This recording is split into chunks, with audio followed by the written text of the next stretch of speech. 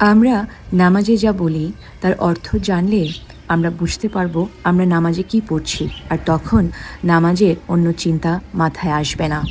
নামাজে দাঁড়িয়েই আমরা প্রথমে বলি আল্লাহু আকবার, অর্থ আল্লাহ মহান। তারপর আমরা পড়ি সানা, যেখানে আমরা আল্লাহর প্রশংসা করি এবং নিজের জন্য দোয়া করি। আমরা বলি, হে আল্লাহ, তুমি পাক পবিত্র, তোমারই জন্য সমস্ত প্রশংসা, তোমার নাম বরকতময়, তোমার গৌরব অতি উচ্চ, তুমি ছাড়া অন্য কেহ উপাস্য নাই। অতঃপর আমরা শয়তানের প্রতারণা থেকে আশ্রয় চাই এবং বলি, বিতাড়িত শয়তান থেকে আল্লাহর নিকট আশ্রয় প্রার্থনা করছি। আল্লাহর পবিত্র নাম দিয়ে, আল্লাহর দয়া করুণার গুণ দিয়ে নামাজকে এগিয়ে নিয়ে যাই এবং বলি, পরম করুণাময় অসীম দয়ালু আল্লাহর নামে আরম্ভ করছি।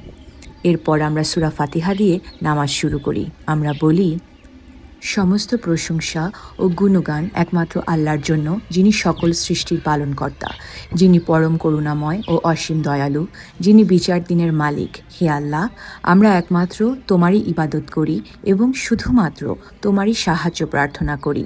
আমাদের সরল পথ প্রদর্শন করুন, তাদের পথ যাদের তুমি অনুগ্রহ দান করেছ, তবে তাদের পথ নয় যাদের উপর তোমার গজব নাজিল হয়েছে এবং যারা পথভ্রষ্ট।